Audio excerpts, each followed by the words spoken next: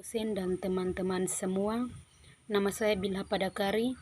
Pada kesempatan kali ini saya akan menjelaskan review buku ke-7 mata kuliah Teori Sosiologi Modern dengan judul Ruang Publik Bourgeois.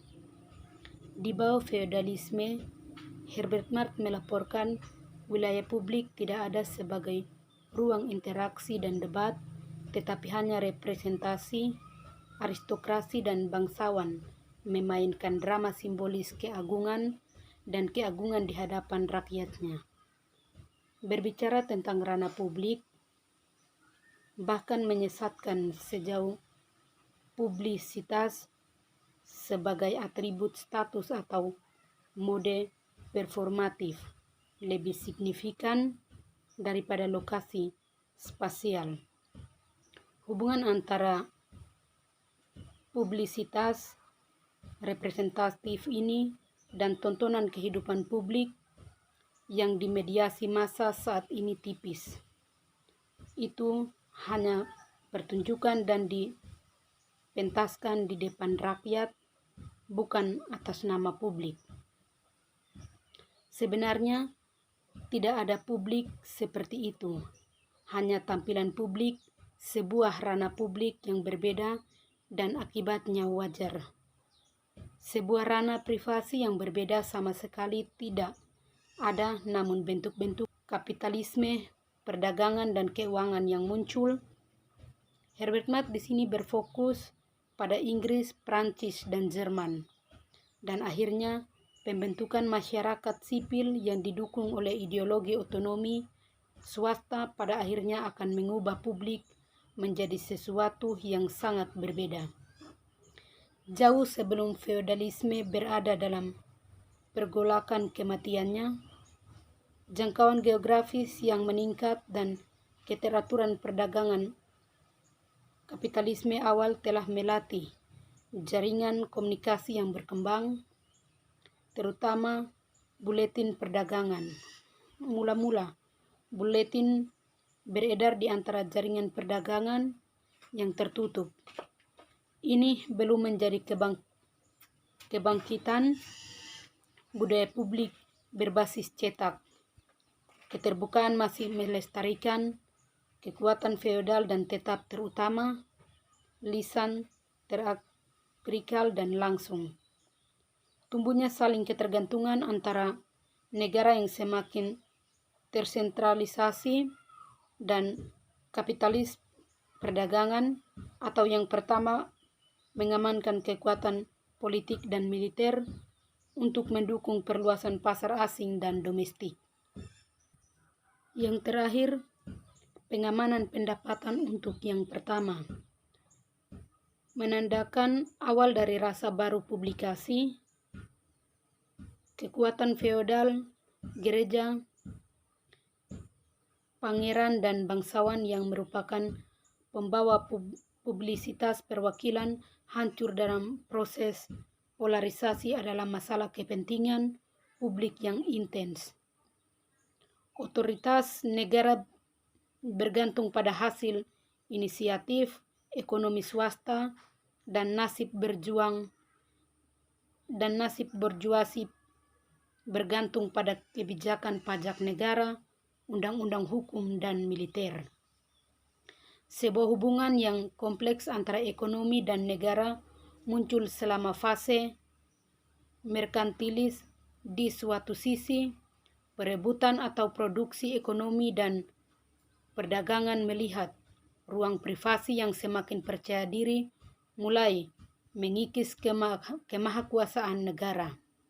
Seorang borjuasi yang baru lahir mengukir kemerdekaan dan membangun masyarakat sipil berdasarkan perdagangan swasta.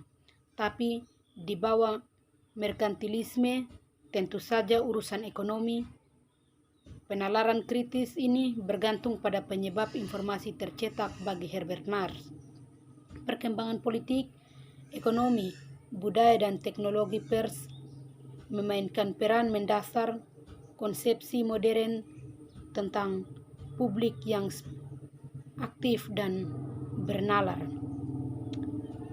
Herbert Marx melukis paruh kedua abad ke-17 sebagai periode kritis di mana sesuatu yang mendekati pers yang dapat diakses publik muncul, memberi makan dan menyaring berita yang disampaikan dalam korespondensi pribadi para kapitalis perdagangan.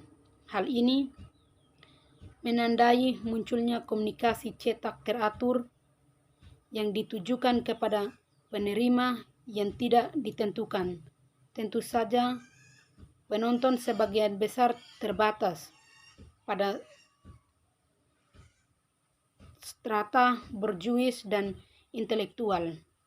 Tetapi yang terpenting, pers berangkat dari prinsip kedekatan. Sebuah berita tidak lagi menjadi urusan pribadi, sesuatu yang hanya menarik bagi mereka yang terlibat langsung, tetapi merupakan bagian dari lingkungan komunikasi yang lebih besar yang didasar pada kepentingan umum, yang diduga kepentingan umum ini lebih dari sekadar konstruksi ideologis baru. Ia juga mencerminkan kekuatan material yang secara progresif mengikis swasembada ekonomi lokal dan mengintegrasikan borjuis dan tentu saja pekerjaan mereka yang pada umumnya tidak mengetahui rahasia komunikasi baru mengalir ke dalam jaringan interkoneksi dan interdependensi regional dan nasional. Mereka menjadi komunitas nasib yang diperluas, dengan kata lain, atau menggunakan rumusan terkenal Benedict Anderson, komunikasi imajiner 10 periode ini melihat munculnya apa yang disebut jurnal politik, atau diproduksi dengan meningkat keteraturan sampai akhir publikasi hari menjadi swasembada ekonomi lokal yang mengintegrasikan borjuis dan tentu saja pekerjaan mereka yang umumnya tidak mengetahui arus komunikasi baru ke dalam jaringan interkoneksi dan interdependensi regional dan nasional.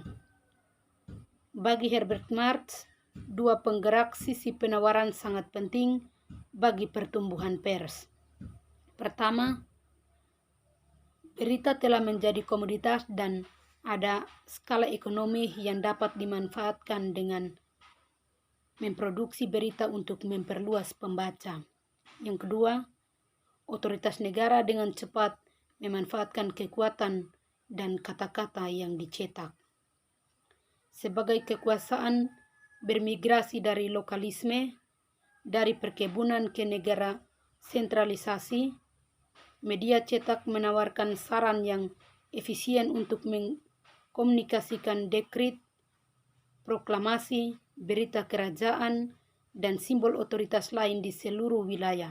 Tetapi efektivitas alat propaganda ini dan sejauh mana media tersebut menyediakan forum baru untuk fungsi lama publikasi perwakilan berada di luar batas yang jelas.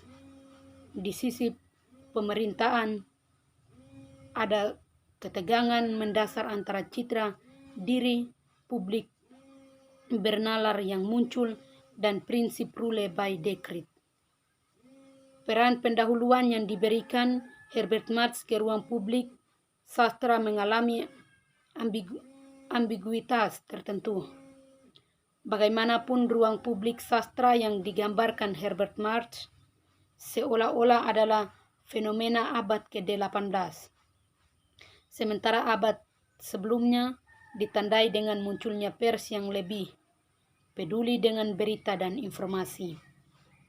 Faktanya, transformasi struktural tampaknya menetapkan ruang publik sastra sebagai peran pendahuluan pada 3 tingkat.